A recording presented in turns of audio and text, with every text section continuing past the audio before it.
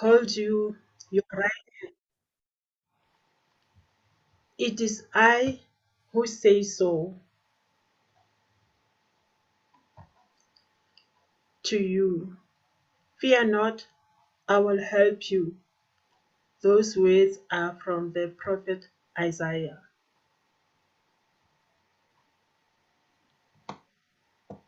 The next slide. Each time when you see a person for the first time, you might think that you know the person only because we are looking at the surface culture, the outer part of the person. And there is a deep culture, which is the inside part of the culture. So in this evening, we're going to hear a lot about the deep and the surface culture, whereby we have heard from the previous speakers, previous presenters. Sister Tao also mentioned it last week, so we will also hear it again this evening.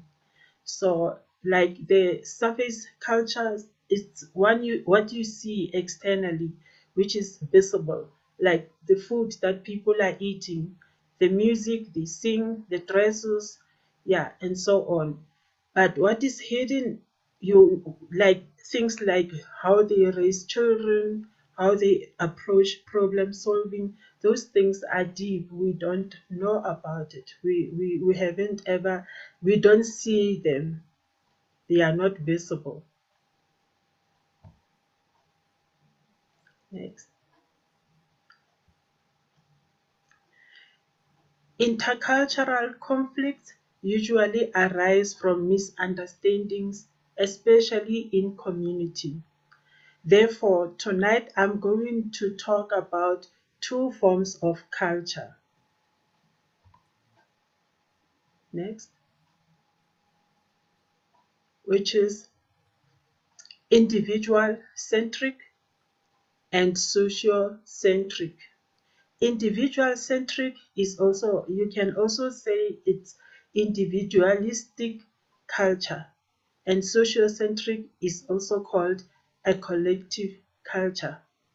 In individualistic culture, people see themselves as separate entities and are primarily interested in their own personal need.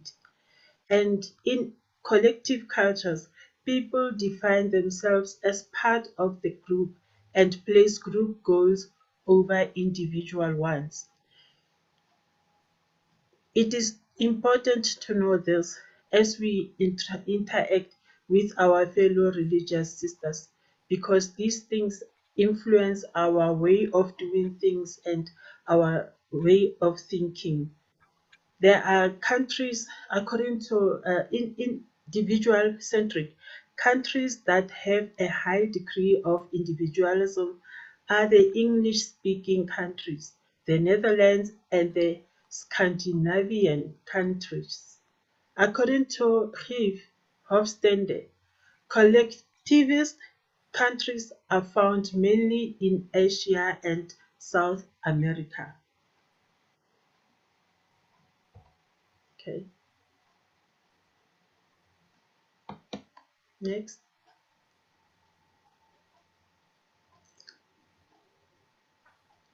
Now we talk about the differences. Sociocentric society, family as basic paradigm. Very often you hear a sister living the religious life or a brother living the priesthood because they want to go and take care of their family. That is part of sociocentric society. Life goals achieved through hospitality. Harmony is the starting point. Shame and honor is dealt with externally. Respect for elders and authority, the importance of good relationships, strong sense of hospitality. So relationships are very important with sociocentric. Individual-centric society, individuals unique and relationships are free. Life goals are achieved through relationships. Integrity is the starting point. Guilt and integrity are dealt with internally. If there is any misunderstanding, we've got to face each other and talk about it. We don't need the third party. Whereas on the other side, in sociocentric, they will need an external, like the third party. Individual self-fulfillment through variety of relationships, free to obey, initiative and creativity.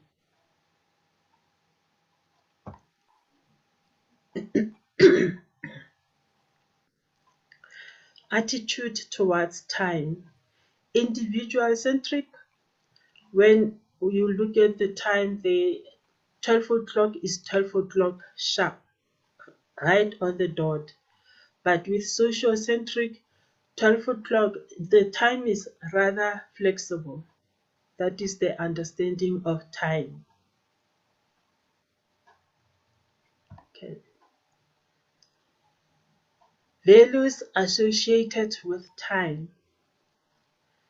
The use of time is neutral as a value when talking about sociocentric and space within which relationships are developed and exercised.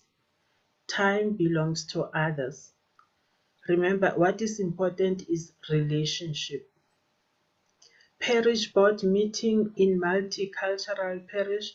Here they can sit forever, discuss whatever, like in a discussion, because what is important is just to relate with each other. Giftedness, maintaining the importance of relationships.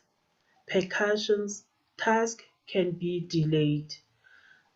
With social centric, if there is something to attend, like for instance to help someone maybe who is in need, it doesn't matter whether you are in a hurry to go to the meeting or something. You start first by helping the person before you go there. But then with individual centric, let's hear how it goes. Time is a commodity too, and it has to be used well. The use of time linked to personal integrity. One's time is one's own. Parish meeting in multicultural parish. Here, what you're discussing in the meeting, it has to be right online because we've got to keep time and time has to be saved. Giftedness, efficiency. Percussions overlooking the importance of relationships.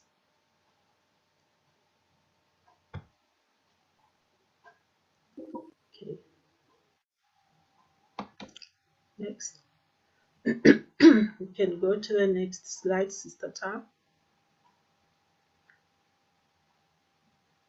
Sister Tao, next slide.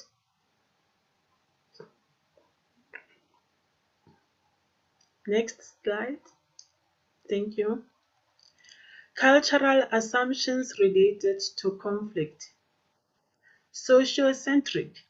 Conflict can damage relational harmony and it has to be avoided if possible. It should be dealt with discreetly and indirectly. That is sociocentric. Because they respect their elders, then they are not supposed to, like, when they have to deal with conflicts, they aren't supposed to, they have to call the elders to sit together and then to see to it that they resolve the problem like with other people, because it's all about a group. Giftedness, holding importance of relationships and sensitivity very highly, allowing more time for process. Percussions, important issues may not receive adequate attention out of fear of damaging relationships because they don't they are very sensitive to touch other important matters because they don't want to destroy the relationship. Individual centric, Conflict is a struggle to air out major differences and miscommunication, and it should be dealt with openly and directly. So here they have to sit face to face, and they don't need other people. They Other people may not know about their conflict. Giftedness, addressing a situation sooner rather than later, allowing both parties to express their ideas. Percussions can be sensitive, insulting, and push the process too quickly.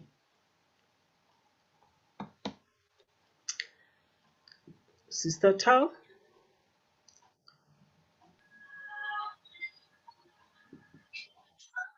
dependent on two things: how we express disagreements around problems and issues.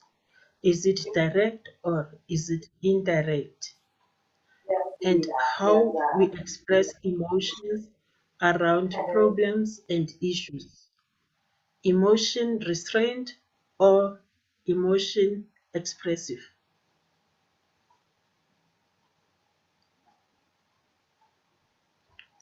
Now I'm going to give Sister Monica a chance to say something as well.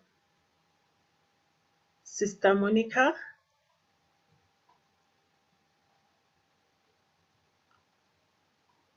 she will carry on. Sister Monica? Yes, dear, I'm here, right here. I was trying to find the button to unmute myself. Thank you very much, Sister Winnie. Sister. Yes.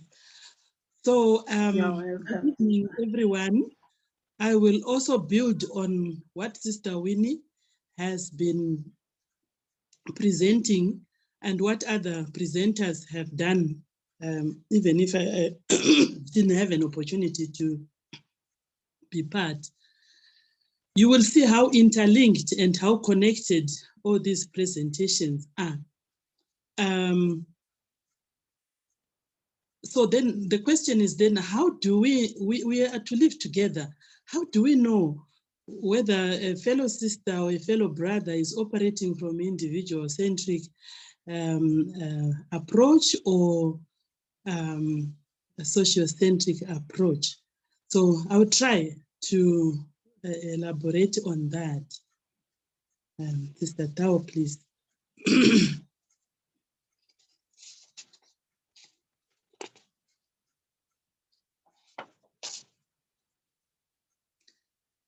So we will look at the understanding of culture and the development thereof, of how culture has been understood over different centuries. First slide, Sister Tao.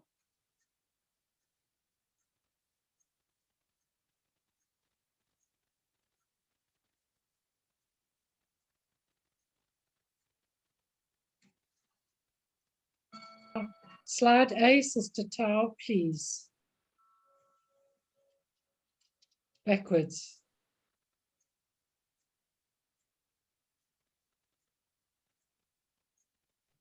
Sister Monica, is it the modern understanding of culture? It's Yes. the classicist. Classicist. Oh, okay. Yes. Back. Yes. Wait, where do you see the sharing of the thing? I don't see the. Classistic is there, sister. The second line. Sister Monica. Oh, yeah. Oh, thank you. Hey. Okay. Yes. So Yes, sister. understanding culture and its development, we'll start with the classicist understanding of culture.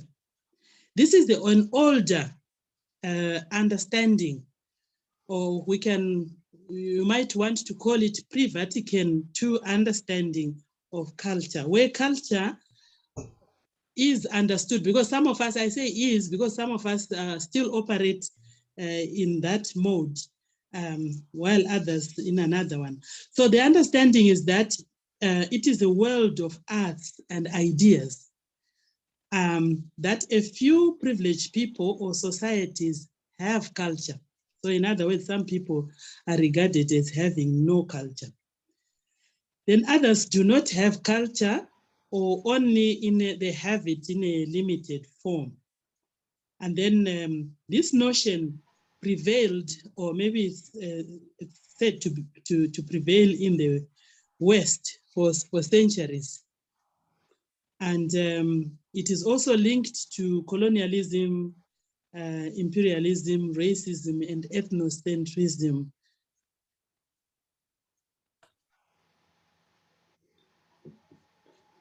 Next one. The next one is the modern understanding of culture. Here, it is understood that every group of people or nation have a culture. The general elements of culture are seen as formed or informed by social, economic, authority, age, depending on the kind of context where one comes from. But culture is unique. Each culture needs to address the basic human and spiritual need for meaning. And so culture supplies meaning, identity, and order. So each moving part has a specific function contributing to the whole. And then people are understood that people naturally assume that their culture is the best way to live. So there's an othering there where people regard their culture as the best and the other culture as maybe less not so good. So othering comes in. Thank you. Next one. Then we move on to the postmodern understanding of culture. Now, this understanding is more the current, what is more currently informing us. It recognizes, this view recognizes that culture is constantly changing. It is fluid. There is an understanding of there can be unity in diversity within a culture. And then all cultures are defined as a legitimate way of life. No culture is normative or better than the other. And there's a broader understanding of culture, meaning it's understood that context determines the kind of values that people have, and that would be their culture. Or culture, the culture is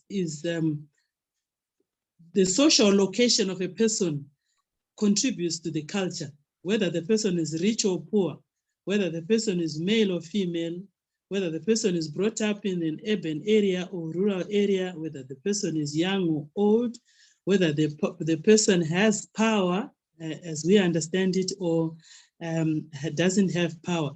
So these are elements that are supposed to influence culture. And culture is constantly changing, and also that it includes the experience of ethnicity and race, and also particular individual and communal situations and history. So culture is understood that it's not only ethnicity.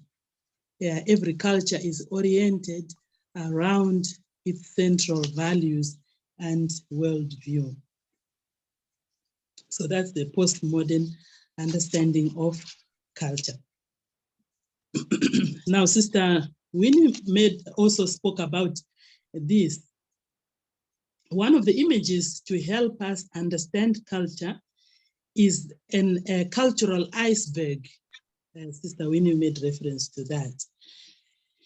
So culture is complex and deep. So 15% is what is visible, and 85% is what is not visible, and it's unseen. as has already been. So it is a challenge then to go beyond or to go below the water level, not only to remain at the surface. Yes, these are indicators. What is 50% is indicators, like dress, food, celebrations, language, art, drama, music, and all those. They may indicate and point to certain deeper values, but 90%, sorry, 10% theme and 90% unseen. These are the values that inform what we see. Next one.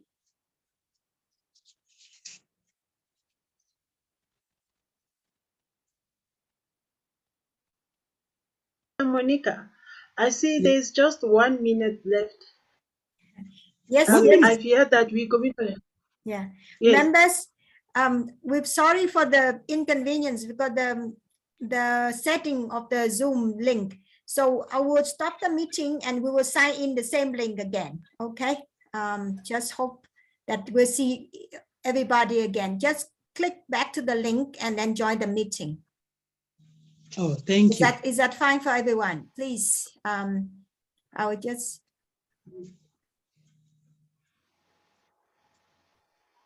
Okay.